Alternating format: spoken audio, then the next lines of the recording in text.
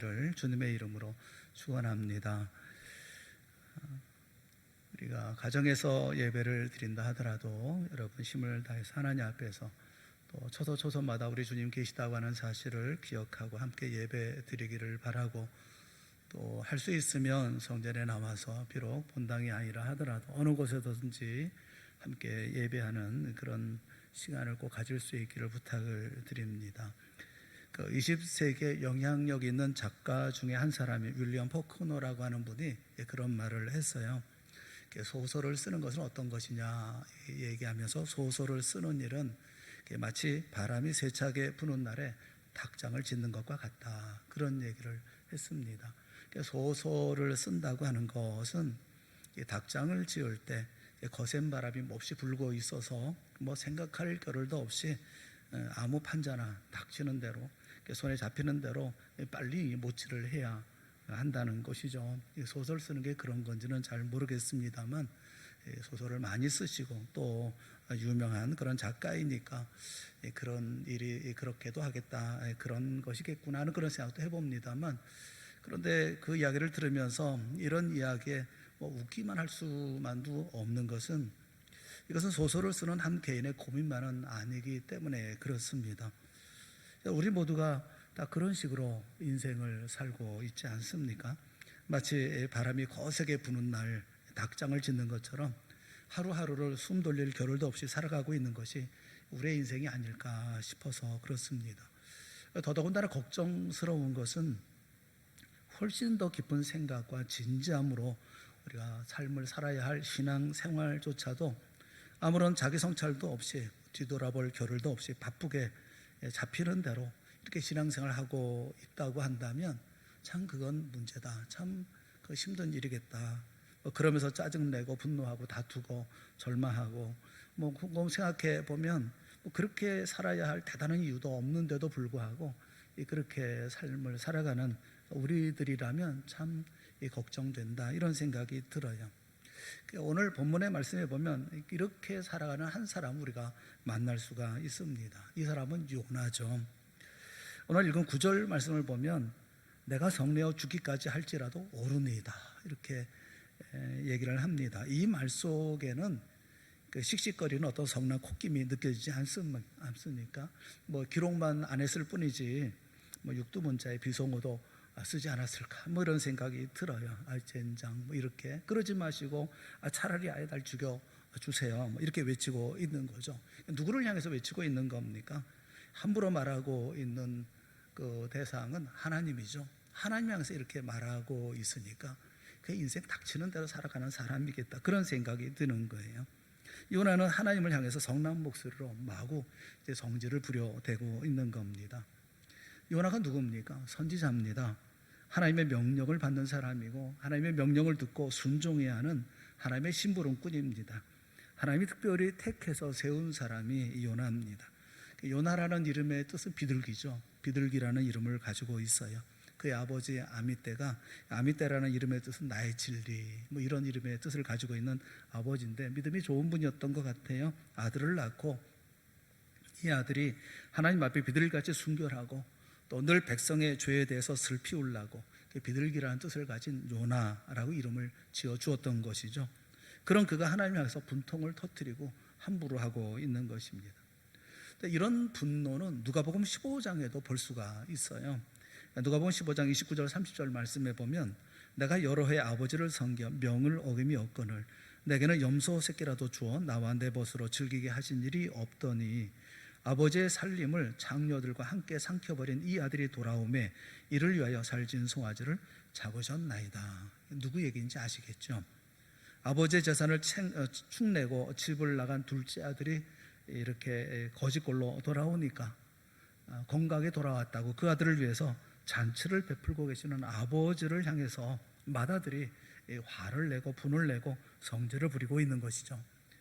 요나가 하나님께 분통을 터뜨리고 있는 모습이나 맏아들이 둘째 아들을 위해서 베푼 잔치를 보면서 아버지께 분통을 터뜨리고 있는 모습이 너무나 흡사합니다. 여기 두 맏아들이 있는 거죠.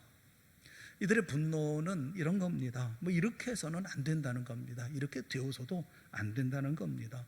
하나님이 이렇게 하시는 건 아닙니다 라는 거죠. 아버지가 그렇게 해서야 되겠습니까? 라는 거죠. 이스라엘을 그렇게 악랄하게 괴롭힌 아수르에게 용서해주고 사랑을 베풀다니요. 아버지의 살림을 창녀들과 함께 삼켜버리는 아들을 위해서 아주 살찐 송아지를 잡고 잔치를 벌이다니요. 그러니까 이해할 수도 없고 납득할 수도 없고 용납할 수도 없는 일입니다. 이런 세상을 사느니 차라리 죽고만 싶은 거죠. 죽여주세요. 뭐 이러는 거죠. 나는 진실했어요. 나는 순종했습니다. 온 힘을 다해서 주의 말씀을 쫓았습니다. 요나는 정확하게 사흘을 물고기 뱃속에 있지 않았습니까? 여러분, 물고기 뱃속에 사흘이 있었다는 것은 상상만 해도 끔찍합니다. 감옥에 갇히는 것도 끔찍한 일인데 그래도 여유라도 있잖아요. 물고기 뱃속에 사흘 동안을 어떻게 견뎠을까요? 그런데 하나님이 그런 요나를 구하셔서 물고기가 육지에 요나를 토해내도록 하십니다. 그리고 하나님이 다시금 요나에게 니느웨로 가서 말씀을 전하라 라고 말씀해 주셨죠. 당시 요나에게 필요한 것이 무엇이었겠습니까? 요나에게 필요한 것은 치료입니다. 물고기 뱃속에 사흘이다 나왔으니 치료가 필요하고 또 휴식도 필요합니다. 좀 쉬어야 할 것입니다. 그런데 말씀에 순종해서 죽을 힘을 다해서 니느웨 성을 찾아갑니다. 그리고 그 몰골로 떨어지지 않는 발걸음으로 하루 온종일 성을 오가면서 주님 전하라는 말씀을 다 전했어요. 사흘 길을 다녀야 하는 니느웨이지만 이 니느웨 성을 다 다닐 만큼의 힘도 있지 않았던 겁니다. 요나는 최선을 다한 거예요. 누가복음 15장의 이 마다들도 마찬가지 아닙니까? 누가복음 15장 25절부터 27절 말씀해 보면 마다들은 밭에 있다가 돌아와. 어디 있었어요? 밭에 있다가 돌아와. 집에 가까이 왔을 때에 풍악과 춤추는 소리를 듣고 한 종을 불러서 이 무슨 일인가 물으니까 대답을 합니다. 당신의 동생이 돌아왔음에 당신의 아버지가 건강한 그를 다시 맞아들이게 됨으로 인해서 살찐 송아지를 잡았나이다. 그러니까 화가 난 거예요. 한마디 한마디가 승질이 나는 겁니다. 지금도 자신은 밭에 나가서 일하고 돌아오는 길이에요. 아버지가 시킨 일 죽도록 일하고 돌아오는 겁니다. 마다들은 언제나 진실했습니다. 순종했어요. 한마디도 불평해 본 적 없어요. 아버지가 시키신 일 안 한 게 뭐예요? 반일뿐만 아니라 집안일, 바깥일, 심부름 할 것 없이 시키신 일 다 하지 않았습니까? 게다가 집 나간 아들 목까지 자신이 다 토마토 하지 않았습니까? 그런데 나를 위해서는 염소 새끼 한번 잡아주신 일도 없고, 나를 위해서는 벗과 함께 이렇게 즐기라고 잔치 한번 해준 적 없던 아버지가 아버지의 재산을 다 말아먹은 저 녀석이 건강하게 돌아왔다고, 저놈을 위해서는 송아지를 잡아요? 이렇게 하시는 건 아닌 거예요. 이렇게 하셔서는 안 되는 겁니다. 여러분, 충분히 공감 가지 않아요? 노심초사 일했어요. 주신 일을 감당하느라고 불평이라도 한번 해본 적이 있나요? 목숨 걸고 생명 걸고 주신 소명을 감당했어요. 그런데 이제 와서 이렇게 푸대접을 받아야 되는 겁니까? 오늘 우리는 분노하고 있는 이 구약의 마다들 요나와 신약의 탕자의 비유 속에 있는 이 마다들, 이 두 마다들을 좀 생각을 해보려고 그래요. 하나님께서 왜 이런 말씀 우리에게 들려주실까? 두 가지를 생각을 해볼 수 있겠다 싶습니다. 하나는 우리에게 주시는 확장된 하나님의 사역과 소명을 알아야 된다라는 거죠. 또 한 가지는 그 사명을 이루게 도와주신 하나님의 사랑과 은혜가 있다라는 것을 알아야 된다라는 겁니다. 한 가지씩 우리가 좀 말씀을 좀 생각해 보죠. 좀 답답하고 안타깝고 속상하고 억울하고 뭐 그런 마다들의 입장을 우리가 충분히 생각해 봤으니까, 그러면 하나님의 입장도 생각을 해봐야죠. 왜 이런 일들을 행하셨는가? 첫째, 우리가 확장된 사역과 소명에 대한 이야기를 좀 해보죠. 누가복음 15장에 보면 예수님이 세 가지를 비유들을 들어서 말씀하십니다. 첫 번째 비유는 잃어버린 양에 대한 비유의 말씀이에요. 목자는 양이 100마리가 있었는데 그 중에 한 마리를 잃어버렸어요. 그 한 마리를 찾아 나섭니다. 그리고 마침내 찾아냅니다. 그리고 기뻐해요. 두 번째 비유는 잃어버린 드라크마의 비유입니다. 10개의 드라크마를 가진 여인이 그중 하나를 잃어버립니다. 그 하나를 찾기 위해서 등불을 켜고 집을 쓸어내고 찾아내기까지 부지런히 찾습니다. 그리고 마침내 잃어버린 은화를 발견합니다. 그러자 벗과 이웃을 불러서 기뻐합니다. 그리고 세 번째 비유는 탕자의 비유예요. 같은 관점에서 본다고 한다면 탕자의 비유라기보다는 잃어버린 아들의 비유, 이렇게 봐야 되지 않겠습니까? 잃어버린 양의 비유를 말씀하시고 잃어버린 드라크마의 비유를 말씀하시고 연이어 말씀하시는 이 비유는 잃어버린 아들에 대한 비유라고 해야 맞겠죠. 이 세 가지 비유는 서로 닮은 점이 있습니다. 그것은 무엇인가 잃어버렸다는 겁니다. 뭔가 잃어버렸다라는 것이고요. 또 한 가지 공통점이 뭐냐면 잃어버린 것을 다시 찾았다, 크게 기뻐했다라는 겁니다. 그런데 처음 두 개의 비유와 그리고 마지막 비유에는 차이점이 있습니다. 놀라운 차이점이 있습니다. 처음 두 개의 비유에서는 누군가가 나서서 잃어버린 것을 열심히 찾았다는 겁니다. 잃어버린 양을 찾기 위해서 목자가 나섭니다. 목자가 나서서 열심히 양을 찾습니다. 또 잃어버린 드라크마를 잃어버린 여인이 열심히 부지런히 찾습니다. 그런데 이 잃어버린 아들의 비유에서는 찾는 사람이 없어요. 예수님께서 세 번째 비유, 탕자의 비유, 잃어버린 아들의 비유를 말씀하실 때 그래서 듣는 사람이 어떤 생각을 하느냐 하면 이제 첫 번째는 목자가 나섰고 또 찾았을 거고 또 그 다음에 여자가 찾았을 거고, 그러니까 아들을 잃어버렸으니까 이제는 누가 찾아 나설 것이라고 생각을 합니다. 그런데 끝까지 들어봐도 누구도 아들을 찾아 나서지를 않아요. 예수님 왜 이런 비유의 말씀을 하셨을까요? 예수님은 듣고 있는 사람들에게 묻고 계시는 겁니다. 뭘 물으십니까? 그러면 잃어버린 둘째 아들은 누가 찾아 나서야 되겠느냐? 이 둘째 아들은 누가 찾으러 나가야 되겠느냐라고 묻고 계신 것이죠. 성경이 시작되는 창세기에는 또 다른 형제들의 이야기를 들려주십니다. 가인과 아벨의 이야기죠. 아담의 아들들인 가인과 아벨이 하나님께 제사를 드립니다. 그런데 하나님이 아벨의 제사는 받으셔요. 그리고 가인의 제사는 받지 않으십니다. 게다가 가인을 책망하십니다. 화가 난 가인이 어느 날 들에서 자기 동생 아벨을 쳐 죽입니다. 그러자 하나님이 가인을 찾아오시죠. 찾아와서 물으십니다. 창세기 4장 9절에 보면 네 아우 아벨이 어디 있느냐라고 물으셔요. 네 아우 아벨이 어디 있느냐. 그러자 가인이 대답하죠. 이렇게 대답합니다. 내가 알지 못하나이다. 내가 내 아우를 지키는 자니까. 내가 내 아우를 지키는 자입니까? 왜 나한테 물어봅니까? 예수님이 이 탕자의 비유, 잃어버린 아들의 비유에서 가인과 맏아들을 함께 동시에 질책하고 계시는 거죠. 가인을 향해서 너는 내가 내 아우를 지키는 자니까 라고 대답하고 있느냐? 네가 바로 네 아우를 지키는 자야. 동시에 맏아들을 향해서 말씀하시는 겁니다. 내가 내 아우를 지키는 자냐고 묻고 있느냐? 바로 네가 네 아우를 지키는 자다. 요나에게 말씀하고 계시는 거죠. 내가 니느웨를 지키는 자입니까? 라고 묻고 있냐? 그래, 네가 바로 니느웨를 지켜야 할 사람이야 라고 말씀하고 있는 거죠. 첫째 아들은 둘째 아들을 찾아 나서야 하는 겁니다. 니느웨는 하나님이 명령하시기 전에 찾아가서 요나는 말씀을 전해야 하는 겁니다. 아버지, 동생이 바보짓을 했네요. 틀림없이 어려움에 처했을 겁니다. 제가 가서 동생을 찾아서 집으로 데려오겠습니다. 만약 받은 유산 다 탕진했다면 제가 무슨 값을 치르고라도 동생을 아버지 품으로 다시 데려오겠습니다. 형은 그래야 되는 거죠. 아니라고요? 아니 뭐 그렇게까지 할 게 뭐 있어? 그냥 아버지 돈 가져가가지고 유산 가져가가지고 탕진해버린 아들, 자기 삶에 대해서 자기가 책임지고 자기가 해결하고 뭐 자기가 다 속죄해야 되고 그런 거 아닙니까? 이렇게 물으십니까? 제가 지나친 이야기를 하고 있는 겁니까? 이게 그 형이 나서서 해야 하는 일인데 왜 안 하고 있냐라는 것 좀 지나친 얘기입니까? 사랑하는 성도 여러분, 우리 모두는 그런 형을 가지고 있다는 걸 아십니까? 우리 모두에게는 그런 형이 있습니다. 집 나간 나를, 화랑방탕하게 살던 나를, 죄악이 가득한 삶을 살던 나를 찾아오셔서 울며불며 붙들어주셨던 형이 우리에게 있습니다. 그분이 누구십니까?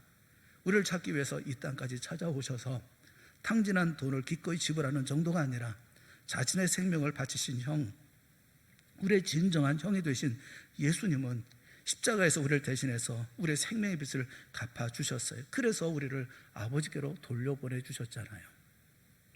십자가 위에서 우리 주님은 이름도 명예도 존엄함도 뺏기셨습니다. 심지어 잊고 있었던 옷마저 뺏기셨어요. 그래서 받을 아무런 자격이 없는 우리가 하나님의 거룩한 백성된 이름을 가지게 되었고, 명예를 얻게 되어졌고, 위엄을 갖게 되었고, 하나님의 아들 딸 된 지위를 얻게 되지 않았습니까? 십자가에서 예수님은 아예 버림받은 자 취급을 당함으로 우리는 하나님의 가족이 되었습니다. 예수님이 영원한 저주의 잔을 들이키심으로 우리는 오늘날 하나님의 기쁨의 잔을 마실 수 있게 되었습니다. 우리의 진정한 큰 형이 우리를 찾아오시지 않았다고 한다면, 우리의 모든 빚을 청산하지 않았다고 한다면, 우리를 위해서 희생하지 않았다고 한다면 하늘에 계신 하늘 아버지가 우리를 받아주셨겠어요? 잔치자리에 들어가기나 하셨겠어요? 오늘 우리를 기뻐하셨겠어요? 형이 해야 되는 거 아닙니까? 원망하고 불평할 자리 가운데 있어야 되는 겁니까?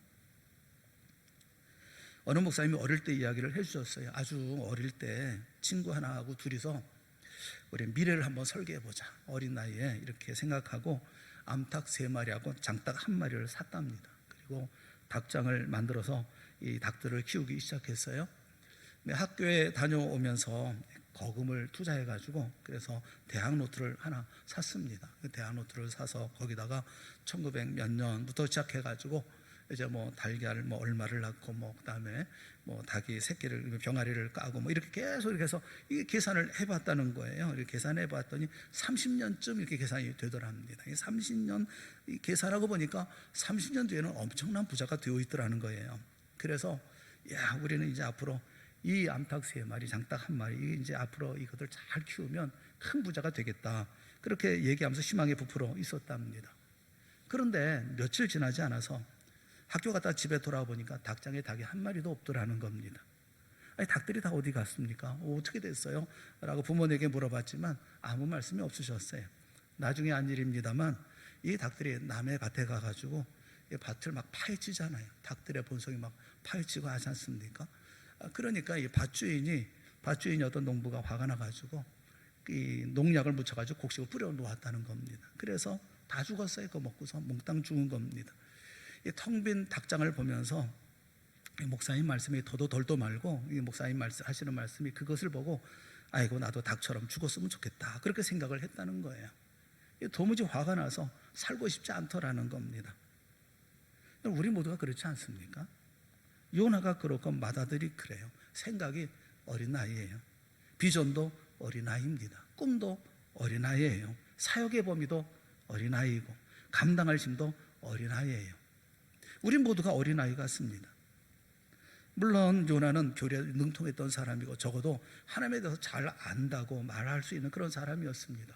요나서 4장 2절 말씀해 보면 주께서는 은혜로우시며 자비로우시며 노하기를 더디하시며 인애가 크시사 뜻을 돌이켜 재앙을 내리지 아니하시는 하나님이신 줄을 내가 알았음이니이다. 하나님에 대한 요나의 지식은 전혀 문제가 없었습니다. 그런데 하나님께서 그에게 주신 사역을 감당하는 면에서 요나는 초년생이었고 아직 상황 파악도 안 된 어린아이였던 것입니다. 그의 분노는 유치함과 어린애 같은 절망에서 터져 나왔던 것입니다. 그의 분노는 그가 얼마나 미숙한 상상력의 소유자인지 불분명한 소명자인지를 말해주는 것이었습니다. 요나는 신학의 문제가 있었던 것이 아니라 영적인 빈곤, 영적인 가난이 문제였던 거예요. 사랑하는 여러분, 요나는 복음의 생기가 들끓는 엄청난 역사의 현장에 서 있었습니다. 모든 이들의 예상을 뒤엎습니다. 니느웨가 구원을 받습니다. 엄청난 역사가 벌어지고 있잖아요. 하나님의 놀라운 역사에 생명력이 나타나는 현장에 지금 요나는 거기에 있는 것입니다. 그런데 요나는 자신의 오그라든 그 상상력 때문에 아무것도 보지 못했고 아무것도 깨닫지를 못했습니다. 자기를 향한 하나님의 거룩한 일, 하나님께서 하셨던 놀라운 소명을 전혀 보지 못했어요. 단지 느느웨의 멸망을 예측했지만 그런 일이 일어나지 않았다고 하는 그 사실만을 거론하면서 하나님께 모든 책임을 돌리고 화가 잔뜩 나 있었던 겁니다. 요나는 자신의 영적 소명, 영적 임무가 엄청나게 확장되었다고 하는 이 사실을 미처 깨닫지도 못하고 알지도 못했던 것입니다. 하나님은 요나를 위해서 엄청난 사역의 장을 준비하고 계시는데요. 사랑하는 여러분, 좁은 시선으로 세상을 보지 마십시오. 내 안목으로 모든 것을 평가하려고 하지 마십시오. 발끝만 보면서 이것이 세상의 전부이고 하나님의 사역의 전부라고 말하지 마십시오. 하나님은 그보다 훨씬 큰 사명과 임무를 우리에게, 그리고 우리 동산교회에게 맡기신 거예요. 이 일을 감당할 수 있는 넓은 마음, 그리고 긴 안목, 그리고 하나님께서 주시는 이 모든 사역들, 이 모든 사명들은 얼마나 큰 사역이고 하나님께서 준비하신 사역인가를 생각하고 그 가운데 힘을 다해 충성스러운 마음으로 감당을 하려고 하는 그런 준비가 되어져 있어야 되는 것이 아니겠어요? 중국교회 유명한 지도자 한 분이 자기가 경험했던 한 일화를 소개해 준 적이 있습니다. 그가 배를 타고 강을 건너가다가 큰 암초를 만났대요. 이 암초를 이렇게 헤쳐나갈 길이 없어서 그 순간 하나님께 기도를 했답니다. 하나님, 이 암초를 없애 주시옵소서, 지나갈 수 있게 해 주시옵소서. 잠시 후에 눈을 떠보니까 배가 암초를 무사히 넘어가 있었다는 겁니다. 어떻게 이런 일이 있었을까? 알아보니까 배가 암초에 부딪히려는 그 순간에 갑자기 강물이 불어나가지고 배가 그 암초를 넘어갔다는 거예요. 그는 이런 얘기를 합니다. 우리의 삶에 은혜의 강물이 흘러넘치면 어떤 어려움이 있다 하더라도 다 넘어갈 수 있구나라는 깨달음을 가졌다, 그렇게 얘기를 해요. 여러분, 삶을 살면서 암초에 부딪히지 않은 사람이 누가 있어요? 암초를 만나지 않은 사람이 누가 있습니까? 암초를 만나면 여러분 주로 어떻게 행동하십니까? 암초를 깨려고 하잖아요. 하지만 수면 위에 보이는 암초라고 하는 것은 작은 부분이지만 그 나머지 부분은 얼마나 더 큽니까? 그것을 깨는 일은 우리 힘으로 불가능합니다. 암초를 깨는 작업으로 평생을 보낼 수밖에 없는 거예요. 그것을 깨는 일은 우리가 할 수 있는 게 아닙니다. 언제 다 깰 것입니까? 수면 위로 보이는 부분만 깨면 다입니까? 그 암초를 넘을 수 있는 유일한 것, 그것은 강 수위를 높이는 거예요. 수위가 높아지면 지나갈 수 있는 겁니다. 은혜의 강물이 흘러넘치면 어떤 어려움도 넘어갈 수 있죠. 이런 평생 망치와 정을 들고 암초 깨는 사람, 이런 괴로운 인생을 살겠습니까? 왜 그렇게 살려고 합니까? 하나님의 은혜의 강물이 넘치면 암초 위로 지나갈 수가 있어요. 하나님의 은혜가 넘치고 예수 그리스도의 은혜의 강물이 흘러넘치면 암초 위를 지나갈 수가 있어요. 하나님의 은혜를 구하고 예수 그리스도의 바다 같은 사랑 속에서 맡기신 큰 일을 감당하면서 찬송하고 감사하며 살아가는 우리 동산의 모든 성도들이 다 되어질 수 있기를 주님의 이름으로 축원합니다. 요나와 마다들에게 주어져 있던 모든 일들은 확장된 사명이라고요, 사역이라고요, 소명이라고요. 그러면 거기에 걸맞는 삶을 살아야 되는데, 그런 생각을 해야 되는데, 그냥 소아병적인 그런 생각을 가지고 불평하고 원망하고 화내고 분노하고 그런 삶을 살아서야 되겠습니까? 또 한 가지 우리가 생각해 봐야 되는 것은 사명을 이웃도 베푸시는 그 주님의 끊임없는 사랑과 은혜가 있다는 겁니다. 첫째는 요나와 마다들에게 새롭게 주어진 확장된 사명과 소명, 이걸 생각하라는 것이고, 두 번째는 이 확장된 사명을 감당하도록 주님이 주신 사랑과 은혜를 끊임없이 베풀고 있다고 하는 사실을 알아야 된다는 겁니다. 하나님은 요나에게 엄청난 사명과 함께 엄청난 사랑을 베풀고 있는 것을 볼 수가 있어요. 요나서 4장 4절을 보면 여호와께서 이르시되 내가 성내는 것이 옳으냐 하시니라. 내가 성내는 게 옳으냐?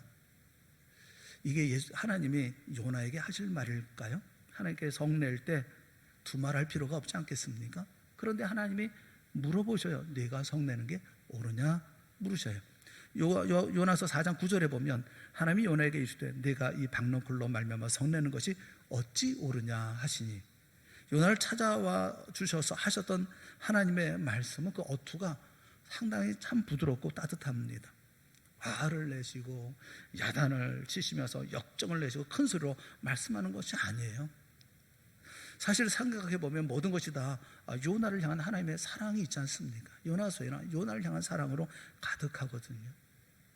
다윗으로 가는 배를 만난 것, 그 배가 큰 풍랑을 만난 것, 그 풍랑 가운데 제비 뽑히게 되어진 것, 바다가 점점 더 흉흉해진 것, 풍랑이 그치게 되어진 것, 또 물고기를 준비하신 것, 또 육지에 토해내게 하신 것, 그것도 큰 사랑이잖아요. 그런데 여기 보면 박넝쿨을 예비하시고 벌레를 예비하시고 뜨거운 동풍도 예비하시고, 이 모두가 한 사람 요나를 위해서 하나님이 준비하시고 예비하신 것 아닙니까? 요나 얘기만 해요. 요나 얘기만. 마다들도 아버지를 모욕합니다. 공개적인 자리라면 손아래 사람이 손윗 사람에게 당연히 이 정중한 높임말을 쓰는 게 맞습니다. 첫째 아들은 아버지, 아니면 존경하는 아버지, 이렇게 말해야 되는데 그렇게 하지 않습니다. 이것 봐요, 이렇게 말합니다. 우리말 번역에는 나오진 않지만 문장의 맨 앞에 어떤 말이 나오냐면 이두라는 말이 나와요. 헬라어 이두라는 말은 behold, see 이런 얘기입니다. 이것 봐요, 이런 얘기예요. 이것 봐요 당신, 뭐 이렇게 말하는 거예요. 아버지를 향해서 지금 막말하고 있습니다. 당시 중동의 아버지라고 하면 당장 그 자리에서 의절했을 거예요. 그런데 이 아버지를 보세요. 놀랍도록 다정하게 얘기를 합니다. 내 아들아, 내가 나를 공개적으로 모욕했지만 나는 내가 여전히 잔치에 참석해 주었으면 좋겠구나. 내 것이 다 네 것이 아니냐. 여전히 사랑스럽고 다정하고 간절한 호소로 자신의 아들에게 지금 대하고 있는 것을 볼 수 있잖아요. 하나님은 신기한 오늘을 살아가는 우리에게 큰 사역을 맡기십니다. 맡기실 때 우리에게 알아서 감당하라고 하지 않습니다. 모든 것이 요나를 위해서 준비하신 것처럼 우리를 위해서 준비하신 일들을 펼쳐 주실 거예요. 감당할 수 있는 사랑과 은혜로 우리와 함께 계시다는 사실을 우리는 꼭 믿을 수 있기를 주님의 이름으로 축원합니다. 최영도 집사님은 성령 충만한 삶, 기쁨의 시간을 하루하루 보내고 있었다고 그래요. 그런데 사소한 실패로 인해서 영적인 침체가 몰려오기 시작했습니다. 영적인 침체는 무섭게 중첩되어서 찾아왔다고 그래요. 점점 이런 어떤 침체가 깊어지고 좌절감이 몰려왔습니다. 하나님이 나를 버리신 것 아닐까? 하나님이 나를 떠나신 것 아닐까? 몸부림치면서 밤잠을 이루지 못하고 새벽을 맞이하게 되었답니다. 9월의 어느 새벽이었습니다. 하나님 나를 버리신 것입니까? 나를 불쌍히 여겨 주시옵소서.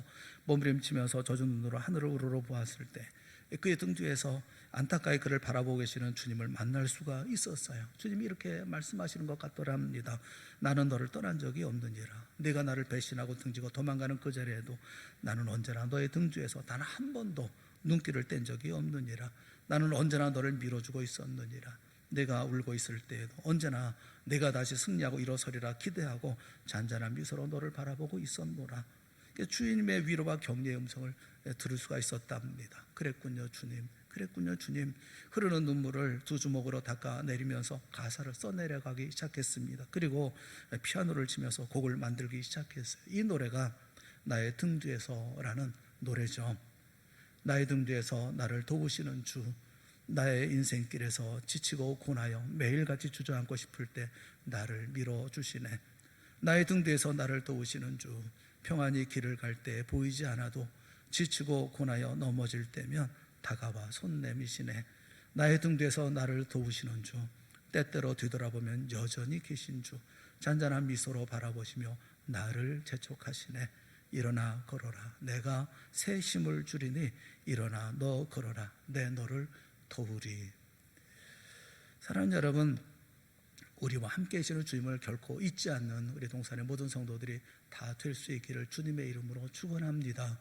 맡기신 사역과 모든 소명이 힘들고 어렵고 확장된 모든 일들이 우리가 감당할 수 없을 것처럼 보여진다 하더라도 감당할 힘을 주실 주님이 나와 함께 있다는 사실을 생각하고 내 머리로, 내 주관으로, 내 생각으로 판단하고 계획하고 그래서 좌절하고 절망하고 분통 터뜨리는 일, 그런 일은 없었으면 좋겠어요.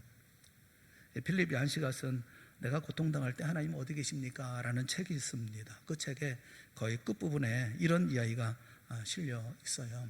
폴 브랜드 박사가 인도의 벨로어에서 나병 환자들을 위해서 일할 때의 일이었습니다. 나병 환자들이 브랜드 박사에게 몇 마디 말씀을 좀 해달라고 졸랐어요.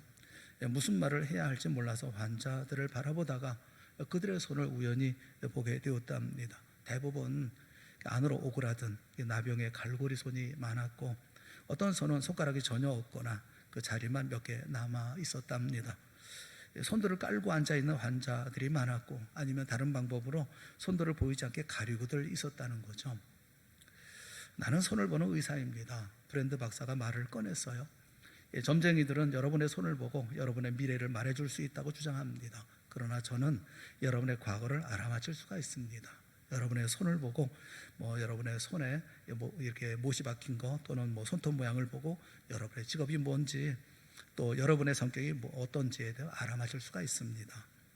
잠깐 이렇게 말을 하고 멈추고 진지하게 그들의 얼굴을 바라보면서 또 이렇게 이야기를 시작했습니다. 저는 예수님을 만나서 그분의 손을 좀 더 자세히 살펴볼 수 있다면 얼마나 좋을까 생각합니다. 그러면서 브랜드 박사는 작고 힘도 없고 아무것도 잡을 수 없었던 아기 예수의 손, 또 붓이나 철피를 서투르게 쥐고서 글자를 만들려고 애쓰던 소년 예수님의 손, 또 톱과 망치로 일을 해서 생긴 상처들과 갈라진 손톱이 보이는 거칠고 마디진 청년 예수님의 손, 그리고 병을 고치시는 사랑이 가득 담긴 예수님의 손을 설명했습니다. 그리고 브랜드 박사는 말을 이어갔어요. 십자가에 못 박히신 그분의 손을 보십시다. 나는 내 손 한가운데를 못이 뚫고 지나간다는 생각만 해도 아픕니다. 왜냐하면 나는 그때 무슨 일이 일어날지, 뼈와 심줄과 신경과 혈관과 근육이 찢기고 부서지는 엄청난 고통을 알기 때문입니다. 손을 불구로 만들지 않고는 그 가운데를 못이 뚫고 지나갈 수 없습니다. 병을 고치시던 그 손이 불구화된 것을 생각할 때 나는 예수님이 어떤 고통과 어려움을 겪었는지 압니다. 흉측한 갈고리 손을 가진 사람들은 귀를 기울였습니다. 다음에는 예수님의 부활하신 손이 있었습니다. 우리는 부활의 육체를 아주 완전한 것으로 생각합니다만 예수님이 제자들에게 나타나셨을 때 이렇게 말씀하셨죠. 와서 내 손을 보라. 도마를 불러서 내 손가락을 내밀어 못자국에 넣어보라 하셨습니다. 왜 예수님이 인간으로 당하신 상처를 그대로 갖고 계실까요? 저는 여기까지 읽고 그만 복받쳐 눈물이 났습니다. 맞습니다. 예수님 부활하신 후에도 상처난 몸 그대로를 가지고 계셨습니다. 왜 그랬을까요? 사랑하는 성도 여러분, 우리 나이 많으신 권사님들이 천국에 가시면 그 모습 그대로 가실까요? 연세 많은 모습으로, 허리가 꼬부라진 모습으로 가실까요? 아닐 겁니다. 인생 중에 가장 아름다운 모습으로 천국에서 영원히 사실 것입니다. 불교의 몸으로 이 땅에 사셨던 모든 분들이 천국에 가시면 틀림없이 건강한 몸으로 변화가 될 것입니다. 세상에 고통과 아픔이 없는 곳이 천국이 아닙니까? 부활의 첫 열매가 되신 우리 주님은 새 것으로, 완전한 것으로 육신을 입으셨을 것입니다. 그런데 왜 아직도 그 고통의 상처를 가지고 계셨던 것일까요? 아마 예수님께 그 상처는 영광스러운 것이었을 것이기 때문에 그렇습니다. 우리 예수님은 우리를 사랑하신 그 흔적을 영원히 간직하고 싶으셨을 것입니다. 아마 우리가 천국에 들어가면 제일 먼저 못자국에 구멍 뚫린 손을 보여주실 것입니다. 창으로 찔렸던 옆구리도 보여주실 것입니다. 가지 십자가에 깊이 패인 그 이마도 보여주실 것입니다. 우리도 천국에 가면 다른 상처는 다 없어져도 주님을 위해 당한 상처의 흔적들은 그대로 남아 있으리라고 저는 생각을 해요. 저도 천국에 가면 예수님께 보여드릴 것이 있습니다. 예수님 말씀대로 살아보려다가 받았던 상처 자국들 다 보여드리고 싶어요. 울고 울고 또 울어서 짓물 넣어버린 눈, 주님 말씀 붙들고 살아보려고 애를 써서 다 부르튼 입술도 보여드릴 것입니다. 목회하면서 너무 속이 상해서 다가 썩어 문드러진 마음, 이 마음도 보여드리고 싶어요. 사는 성도 여러분, 영원토록 마지막까지 남을 것이 여러분 뭐라고 생각을 하십니까? 여러분 예수님께 보여드릴 것이 뭐가 있습니까? 고난당한 흔적, 고통당한 흔적, 참고 견디는 흔적, 그것 말고 무엇을 우리 주님께 보여드릴 것이 있겠어요? 브랜드 박사가 말을 마쳤을 때 나병 환자들은 인도인의 존경의 표시인 나마스테로 두 손바닥을 합쳐서 마당 위로 높이 지켜줘 그 손을 올렸습니다. 그 뭉툭한 손, 갈고리 손, 오그라든 손 아무도 감추려고 하지 않았습니다. 자존심과 위엄으로 높이 들려져 있었습니다. 사랑하는 여러분, 주님 앞에서 여러분의 손을 높이 들 수 있기를 바랍니다. 우리의 상처는 주님께 보여드릴 영광스러운 상처일 수 있기를 바랍니다. 감추려고도 하지 말고 두려워도 하지 말고 주님을 위해서 생긴, 주님 위해 일하다가 생긴 깊은 상처와 흔적은 영원한 날에 가서도 영원히 간직해야 할 주님 앞에서의 자랑거리가 아니겠습니까? 힘들고 어려운 모든 삶에 나만을 위해서 살아가는 삶, 내 생각을 이루기 위해서 닥치는 여러 가지 어려운 일들, 내 계획을 실현하기 위해서, 내 존엄함을 위해서, 또 내 위대함을 나타내기 위한 그런 것이 아니었으면 좋겠어요. 여러분의 상처가 있다고 한다면 주님 위에 흘린 상처일 수 있기를 바라는 겁니다. 여러분이 참고 견딘 것이 있다고 한다면 주님 때문에 참고 견딘 것이었으면 참 좋겠습니다. 영원한 나라에 가서도 주님 앞에 보여드릴 것이 있었으면 참 좋겠어요. 그런 모든 일들을 감당할 수 있도록 주님께서 우리에게 힘을 주시니까 말입니다. 요나 이야기의 결말은 어떻게 됐을까요? 우리는 모르겠습니다. 그 후로 요나가 무슨 일을 했는지 알 도리가 없습니다. 또 한 번 하나님의 임재에서 도망쳤을까요? 니느웨에 끝까지 남아서 하나님의 크심을 경험하고 놀라운 하나님의 자비를 마음속으로 받아들이고 그 말씀을 전하며 삶을 살았을까요? 마다들은 또 어떻게 했을까요? 그 뒷이야기도 알 수가 없어요. 아버지 앞에서 횡하니 돌아서서 그냥 가버리고 말았을까요? 아니면 기쁨으로 잔치자리에 참여했을까요? 이 비인공란은 여러분의 것입니다. 확장된 사역의 자리로 나아가십시오. 주님이 함께하여 주시는 사랑과 은혜로 이 모든 일들을 감당하십시오. 분노하지 마시고 아파하지 말고 신음하지 말고 더 이상 눈물 흘리지 말고 더 넓은 소명의 자리로 나아가십시오. 상처를 불평하지 말고 주님 앞에 자랑하십시오. 오히려 큰 상처를 기뻐하십시오. 주님은 여전히 그 모든 일을 감당할 수 있도록 내 등 뒤에서 나를 밀며 응원하시고 바라보시고 힘을 주시고 계십니다.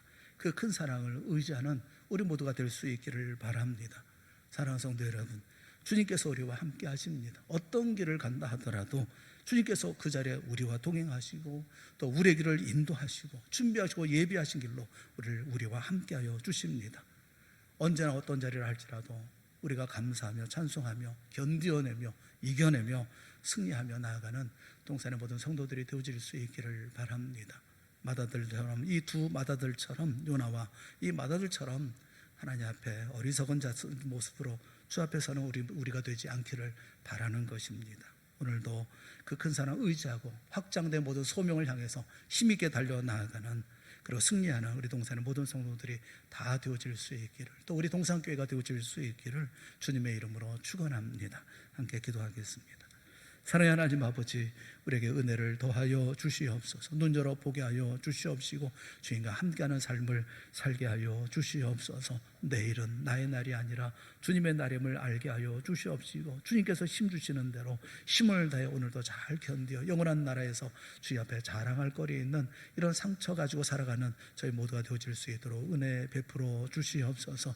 주님과 함께하는 기뻐하는 삶을 살아가기로 결단하게 하시고 결심하게 하여 주시옵시고 또 인내하며 마침내 승리하는 동산의 모든 성도들이 다 되게 하여 주시옵소서.